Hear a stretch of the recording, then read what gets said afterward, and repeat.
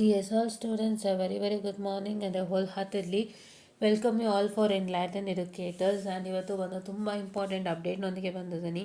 So actually ಹೇಳಬೇಕಂದ್ರೆ ನಾನು ಇದನ್ನು ಮಾಡಬೇಕಂತ ತುಂಬ ದಿನ ಅನ್ಕೋತಾ ಇದ್ದೆ, but time was not permitted for me. So ಇವಾಗ ಟೈಮ್ ಪರ್ಮಿಟ್ ಆಯಿತು, ನಾನು ಮಾಡ್ತಿದ್ದೀನಿ. ಸೊ ಮೊದಲನೇದಾಗಿ ಏನಪ್ಪ ಅಂತ ಹೇಳಿದರೆ ಏನಪ್ಪ ಅಂತ ಹೇಳಿದರೆ ನೀವಿಲ್ಲಿ ನೋಡ್ತಾ ಇರ್ಬೋದಾಗಿರುತ್ತೆ, ಒಂದಿಷ್ಟು ಕ್ವಶನ್ ಪೇಪರ್ಸ್ಗಳು ನಿಮಗೆ ಕಾಣಿಸ್ತಿದೆ. ಈ ಕೆಳಗಡೆ EMFT ಕ್ವಶನ್ ಪೇಪರ್ಸ್ ಅಂತ ಹೇಳಿ ನಾನು ಗ್ರೂಪಲ್ಲಿ ಮೆನ್ಷನ್ ಮಾಡಿದ್ದೀನಿ. ಸೊ EMFT ಕ್ವಶನ್ ಪೇಪರ್ಸ್ ಇವೆಲ್ಲ ತುಂಬ ಇಂಪಾರ್ಟೆಂಟ್ ಕ್ವಶನ್ ಪೇಪರ್ಸು. 2002 ಕಲೆಕ್ಟ್ ಮಾಡಿದ್ದೀನಿ ನಾನು. ಆ್ಯಕ್ಚುಲಿ ಇದೆಲ್ಲ ನಿಮ್ಗೆ ಯಾರು ಪ್ರೊವೈಡ್ ಮಾಡಲ್ಲ, ಸುಮಾರು ಜನ ಹುಡ್ಕೋದು ಇಲ್ಲ. ಡಿಪೆಂಡೆನ್ಸಿ ಜಾಸ್ತಿ ಆಗ್ಬಿಡಿದೆ ಇವತ್ತಿನ ಕಾಲ. ಹೇಗಿದೆ ಅಂದರೆ you have lots of resources to find in, but you all fall in dependency. Correct ಅಲ್ವಾ?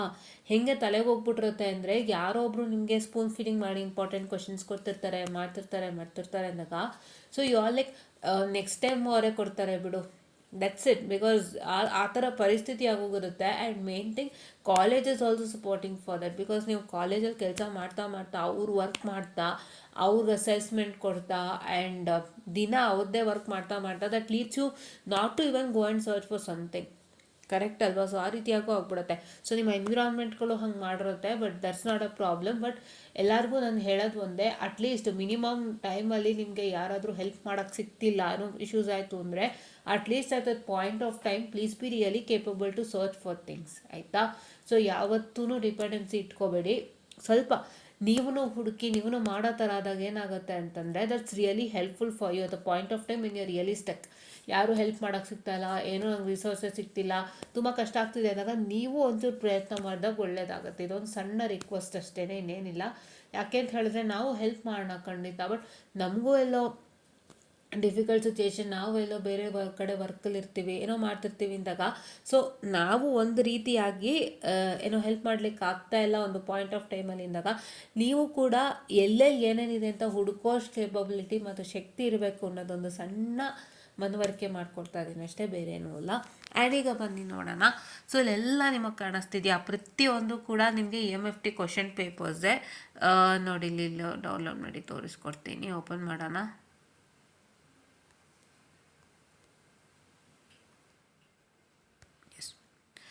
ಸೊ ನೀವಿಲ್ಲಿ ನೋಡ್ತಾ ಇರ್ಬೋದು, ಇವೆಲ್ಲ ಇದು 2002 ಅನಿಸುತ್ತೆ. 2002 ಕ್ವಶನ್ ಪೇಪರ್ಸು. ಏನು ಹಸಿಟೇಷನ್ ಮಾಡ್ಕೋಬೇಡಿ, ಆಲ್ಮೋಸ್ಟ್ ಎಲ್ಲನೂ ಸೇಮ್ ಸಿಲಬಸ್ಸಲ್ಲಿ 10% ವ್ಯತ್ಯಾಸನೂ ಆಗಿಲ್ಲ. ಯಾವಾಗ ಶುರು ಮಾಡಿದ್ರು, ಏನು ಸಿಲಬಸ್ ಫಿಕ್ಸ್ ಮಾಡಿದ್ದಾರೆ ನಾನು ಹೇಳಿದೆ, it started in the year 1997 ಅಥವಾ 9, ಇದು 7 ಅನಿಸುತ್ತೆ ಮೋಸ್ಟ್ಲಿ. ಇದು DSP network analysis, signals and system ಎಲ್ಲ 7 ಸ್ಟಾರ್ಟ್ ಆಗಿರೋದು. 1997 ಲೆಕ್ಕ ಹಾಕಿ. 1997 ಅಂದರೆ ಇವಾಗ ನೆಕ್ಸ್ಟು 30 ಇಯರ್ಸ್ ಆಗುತ್ತೆ. ಕರೆಕ್ಟಾ? 30 ಇಯರ್ಸಾ 20 ಇಯರ್ಸಾ? 30.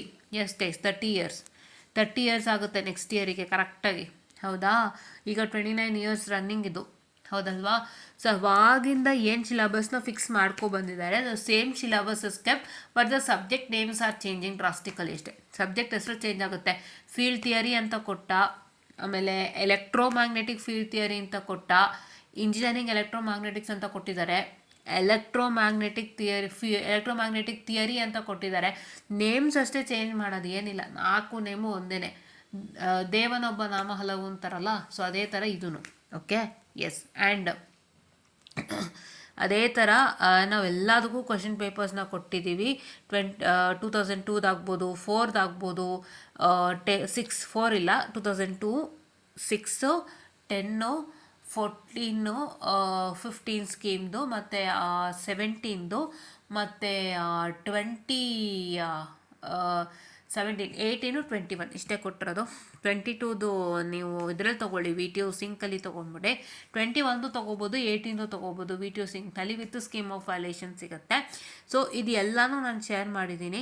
ಬೇಕು ಅಂದರೆ ನಾನು ಇದೆಲ್ಲ ಡಿಲೀಟ್ ಮಾಡಿ ಒಂದು ಮರ್ಜಿಡ್ ಕ್ವಶನ್ ಪೇಪರ್ ನನ್ನ ಹತ್ರ ಹೋಲ್ ಟೋಟಲ್ದು ಬೇಕಾದರೆ ಇವಾಗಲೇ ಕಳಿಸ್ಕೊಡ್ತೀನಿ ನೋಡಿ. ಅದನ್ನು ಇದೆಲ್ಲ ಇಲ್ಲಿ just a minute, EMT question papers ಅಂತ ಕಳಿಸ್ಕೊಡ್ತೀನಿ ನೋಡಿ. ಸೊ ಯಾರಿಗೆ ಕಷ್ಟ ಆಗುತ್ತೆ, ಒಂದು ಮರ್ಜಿಡ್ ಕ್ವಶನ್ ಪೇಪರ್ ನೀವು EMT ಕ್ವಶನ್ ಪೇಪರ್ ನೋಡ್ಕೋಬೋದು.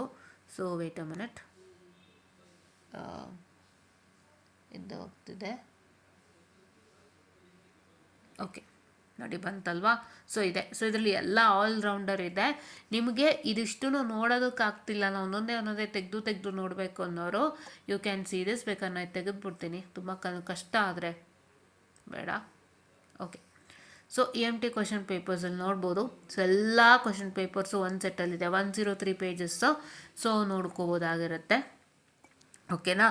ಆ್ಯಂಡ್ ನಾನು ಇನ್ನೊಂದು ಏನು ಮಾಡಿದ್ದೀನಿ ಅಂದರೆ, ಇದರಲ್ಲಿ ತೊಗೊಬಂದು I have taken the most important question paper from this, that is nothing but your passing package. ಹೌದಾ, ಈಗ ಬರ್ತೀವಿ ನೋಡಿ ಪಾಸಿಂಗ್ ಪ್ಯಾಕೇಜಿಗೆ. ಸೊ ಇಲ್ಲಿ ಪಾಸಿಂಗ್ ಪ್ಯಾಕೇಜಲ್ಲಿ ಬಂದು so you can see passing package. So multiple semesters and examinations. So ಇಲ್ಲಿ ಇಷ್ಟು ಪೇಪರ್ ಅನಲೈಸ್ ಆಗಿದೆ, ನೀವು ನೋಡ್ತಾ ಇರ್ಬೋದಾಗಿರುತ್ತೆ. ಎಲ್ಲ ಪೇಪರ್ಸು ಅನಲೈಸ್ ಆಗಿ ಇಂಪಾರ್ಟೆಂಟ್ ಕ್ವಶನ್ ಪೇಪರ್ಸ್ ಎಲ್ಲ ಕೊಟ್ಟಿದ್ದಾರೆ. ಸೊ 2018ಇಂದ 2023ವರೆಗೂ ಅನಲೈಸ್ ಮಾಡಿದ್ದಾರೆ. ಸೊ 2018ಇಂದ ಸ್ಟಾರ್ಟ್ ಆಗಿ 2023ವರೆಗೂ ಯಾವ್ಯಾವ ಕ್ವಶನ್ ಪೇಪರ್ಸ್ಗಳಿದೆ, ಸೊ ಆ ಕ್ವಶನ್ ಪೇಪರ್ಸ್ಗಳಂದರೆ ಸ್ಕೀಮ್ ಲೆಕ್ಕ ಹಾಕ್ತಾ ಇಲ್ಲ ಇಲ್ಲಿ. 2018 ಇಯರಲ್ಲಿ ಯಾವ ಸ್ಕೀಮ್ದು ಕ್ವಶನ್ ಪೇಪರ್ಸ್ ಇತ್ತು ಟಿಲ್ 2023. ಸುಮಾರು ಜನ ಕನ್ಫ್ಯೂಷನ್ ಮಾಡ್ಕೊಂಬಿಡ್ತೀರಾ, please don't make a confusion. 2018 from the year 2018 till the year 2023 it is not scheme. ಇಷ್ಟು ವರ್ಷದಲ್ಲಿ ಯಾವ್ಯಾವ EMFT ಕ್ವಶನ್ ಪೇಪರ್ ಜನರೇಟ್ ಆಗಿದೆ with respect to various scheme, ಅದನ್ನು ಇವರು ಅನಲೈಸ್ ಮಾಡಿದ್ದಾರೆ.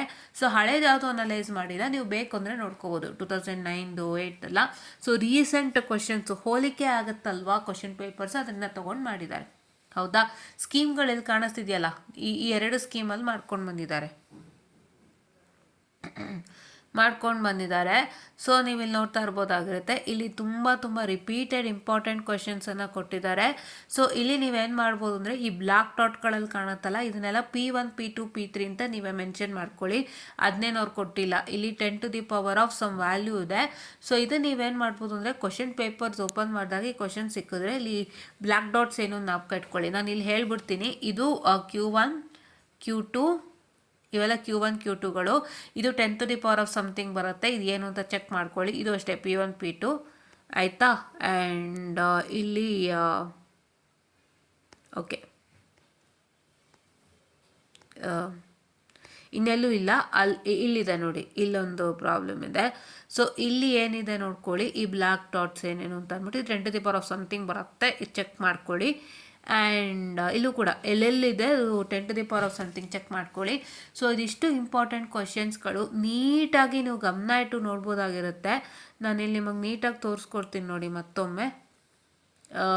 ಫಸ್ಟ್ ಮಾಡ್ಯೂಲ್ ಎಲೆಕ್ಟ್ರೋಸ್ಟ್ಯಾಟಿಕ್ಸ್, ಫಸ್ಟ್ ಮಾಡ್ಯೂಲಲ್ಲಿ ನೋಡಿ coulombs law, electric flux and flux density, coulombs law questions highly repeated questions, ಮತ್ತು ಇಲ್ಲಿ ಎಲೆಕ್ಟ್ರಿಕ್ ಫ್ಲಕ್ಸ್ ಮತ್ತು flux density highly repeated questions, ಮತ್ತು coulombs ಲಾ ಮತ್ತು electric ಫೀಲ್ಡಲ್ಲಿ ಹೈಲಿ ರಿಪೀಟೆಡ್ ಕ್ವಶನ್ಸ್. ಇದೆಲ್ಲ ನಾನು AI ಸಹಾಯ ಪಡೆದು ನಾನು ಕಂಪ್ಲೀಟ್ PDF ಏನು ಕಳಿಸಿದ್ನಲ್ಲ ಕ್ವಶನ್ ಪೇಪರ್ಸ್ದು, ಅದನ್ನ ಹಾಕಿ AI have put a good prompt and sorted out this question paper. Cloud AI ಅಂತ ಬರುತ್ತೆ.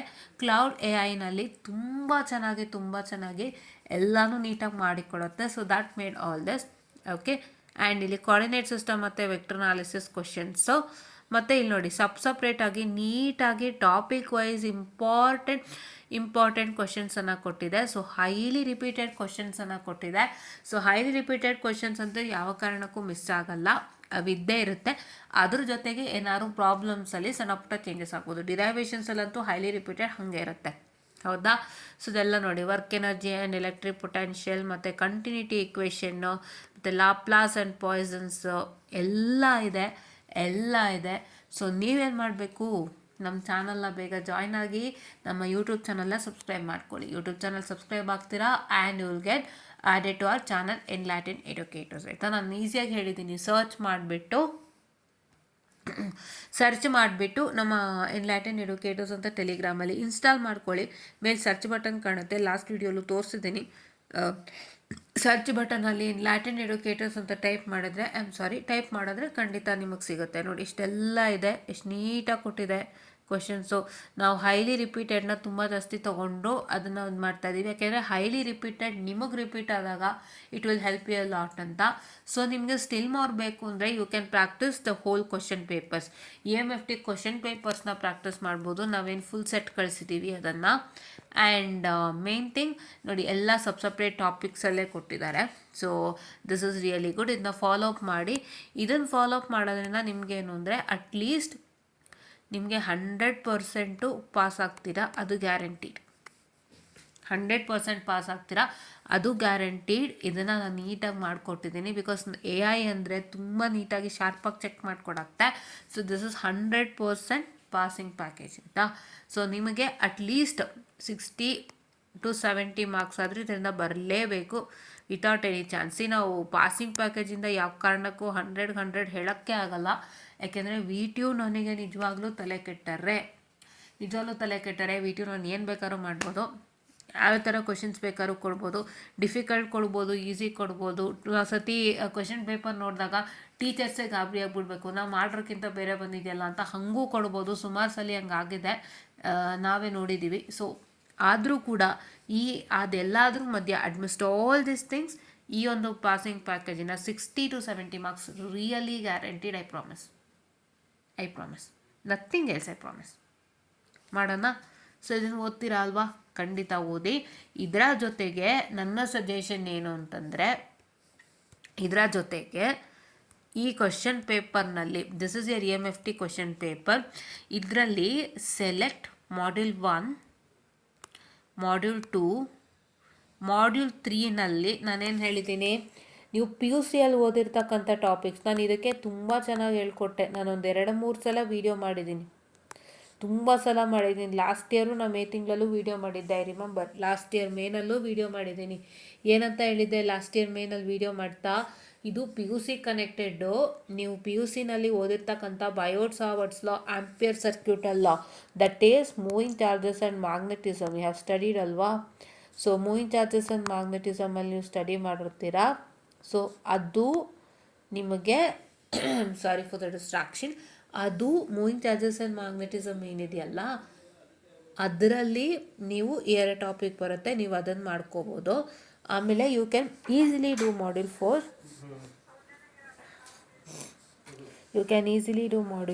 ಮಾಡ್ಯೂಲ್ 4 ಮಾಡ್ಬೋದು. And after you do module 4, so module 4 ಚೆನ್ನಾಗಿದೆ. ಮಾಡಿದ್ಮೇಲೆ module 5 you can select good topics like pointing theorem which I've studied,